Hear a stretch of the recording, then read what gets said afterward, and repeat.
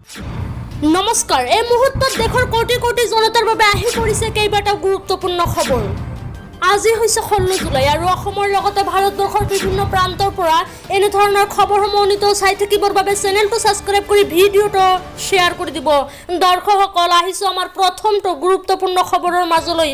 আমাৰ প্ৰথম নম্বৰ গুৰুত্বপূৰ্ণ খবৰটো হৈছে এনআৰচিত নাম থকা সকলে কেতিয়া পাব আধাৰক লৈ অসমৰ মুখ্যমন্ত্ৰী ডক্টৰ হিমন্ত বিশ্ব শৰ্মাৰ বৃহৎ মন্তব্য।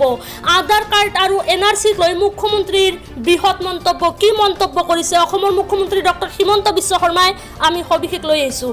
9 লাখ লোকৰ আধাৰ কাৰ্ড পেণ্ডিং হৈ আছে আৰু ৰাজ্যৰ প্ৰায় 9 লাখ লোকৰ আধাৰ কাৰ্ড পেণ্ডিং হৈ আছে।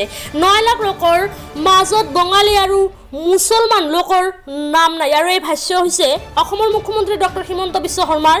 9 লাখ লোকৰ মাজত বঙালী আৰু মুছলমান লোকৰ নাম নাই। এনআৰচি চলি থকাৰ সময়ত আধাৰ আবেদন কৰাৰ বাবে বন্ধ হৈ গ'ল আৰু এনআৰচি চলি থকাৰ সময়ত আধাৰ আবেদন কৰাৰ বাবে প্ৰায় 9 লাখ আধাৰ কাৰ্ড বন্ধ হৈ গ'ল। সেই সময়ত আধাৰ আৰু এনআৰচি কেন্দ্ৰ একেই আছিল আৰু সেইটো সময়ত আধাৰ আৰু এনআৰচি কেন্দ্ৰ একেই আছিল বুলি মন্তব্য অসমৰ মুখ্যমন্ত্ৰীগৰাকীৰ। বিভিন্ন প্ৰয়োজনীয়তাৰ বাবে এনআৰচি কেন্দ্ৰত আবেদন কৰাই হ'ল বিপদ। জনাইছোঁ এটা খুবেই গুৰুত্বপূৰ্ণ খবৰ। আধাৰৰ কাৰ্ড ব্লকৰ বিষয়টো আলোচনা কৰি থকা হৈছে।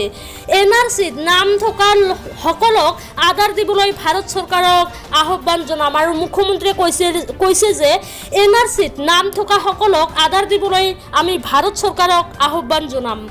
আধাৰ কাৰ্ড নথকা 9 লাখত সৰ্বাধিক লোক অসমীয়া বুলিহে দাবী অসমৰ মুখ্যমন্ত্ৰী ডক্টৰ হিমন্ত বিশ্ব শৰ্মাৰ।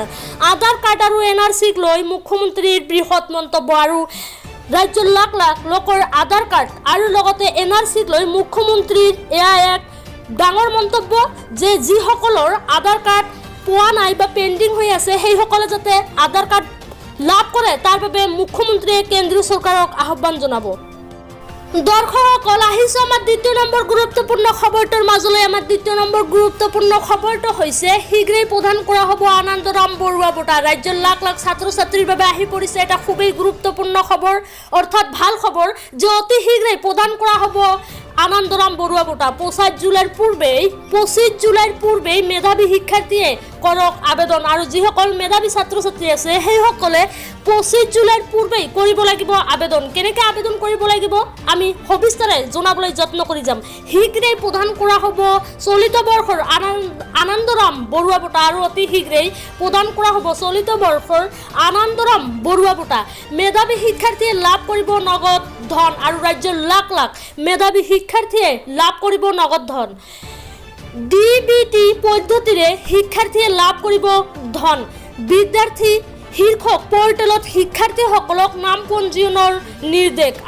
বিদ্যাৰ্থী শীৰ্ষক পৰ্টেলত শিক্ষাৰ্থীসকলক নাম পঞ্জীয়নৰ নিৰ্দেশ। 25 জুলাইৰ পূৰ্বে কৰিব লাগিব আবেদন আৰু যিসকল শিক্ষাৰ্থীয়ে বিশেষকৈ শিক্ষাৰ্থীসকলে 25 জুলাইৰ পূৰ্বে কৰিব লাগিব আবেদন। মাধ্যমিক শিক্ষা সঞ্চালক মমতা সজায়ে জাৰি কৰিছে এই নিৰ্দেশনা। দৰ্শকসকল আহিছোঁ আমাৰ তৃতীয় নম্বৰ গুৰুত্বপূৰ্ণ খবৰটোৰ মাজলৈ। আমাৰ তৃতীয় নম্বৰ গুৰুত্বপূৰ্ণ খবৰটো হৈছে দেশ সেৱাৰ প্ৰতি আগ্ৰহ যুৱক যুৱতীৰ বাবে ভাল খবৰ আৰু দেশৰ লাখ লাখ নিবনুৱা তথা শিক্ষিত যুৱক যুৱতীৰ বাবে আহি পৰিছে এটা ভাল খবৰ। যিসকলে দেশ সেৱাৰ প্ৰতি আগ্ৰহী সেইসকলৰ বাবে এই খবৰটো ভাল খবৰ।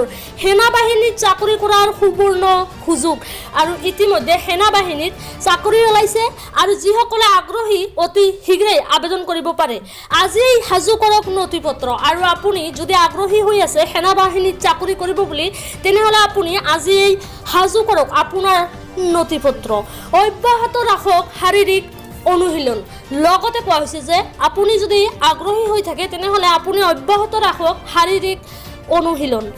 বিএছএফত চাকৰি কৰাৰ সপোন আছে নেকি আৰু আপোনাৰ বিএছএফত চাকৰি কৰাৰ সপোন আছে নেকি এতিয়াই কৰক আবেদন আৰু ইতিমধ্যে আবেদন প্ৰক্ৰিয়া আৰম্ভ হৈ গৈছে। গতিকে আপুনি আগ্ৰহী হৈ থাকিলে আপুনি এতিয়াই কৰক আবেদন।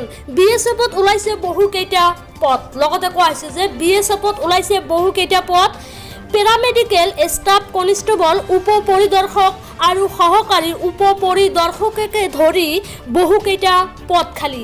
অনলাইন আবেদনৰ অন্তিম তাৰিখ 25 জুলাই আৰু মাজত মাত্ৰ কেইটামান দিন তাৰ পিছতে শেষ হ'ব আবেদনৰ সময়সীমা। গতিকে 25 জুলাইৰ আগতে আপুনি আবেদন কৰিব পাৰিব।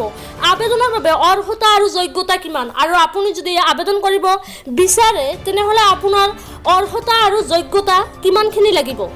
দশম উত্তীৰ্ণৰ বাবে ITI প্ৰমাণপত্ৰ আৰু 3 বছৰৰ অভিজ্ঞতা, আৰু আপুনি যদি আবেদন কৰিব বিচাৰে তেনেহ'লে আপুনি দশম উত্তীৰ্ণৰ বাবে ITI প্ৰমাণপত্ৰ আৰু 3 বছৰৰ অভিজ্ঞতা আপোনাৰ থকাটো জৰুৰী। কনিষ্টেবল পদৰ বাবে দশম উত্তীৰ্ণ আৰু 2 বছৰৰ অভিজ্ঞতা, আৰু কনিষ্টেবল পদৰ বাবে দশম শ্ৰেণী উত্তীৰ্ণৰ লগতে 2 বছৰৰ অভিজ্ঞতা লাগিব। দ্বাদশ আৰু স্নাতক উত্তীৰ্ণ কৰিব পাৰিব আবেদন, আৰু বিশেষকৈ ইয়াতে কোৱা হৈছে যে দ্বাদশ আৰু স্নাতক উত্তীৰ্ণ কৰিব পাৰিব এই আবেদন। আবেদনকাৰীৰ বয়স ন্যূনতম 18 বছৰৰ পৰা 30 বছৰ হ'ব লাগিব, আৰু বয়সৰ কথা কোৱা হৈছে বয়স 18 বছৰৰ পৰা 30 বছৰৰ ভিতৰত হ'ব লাগিব।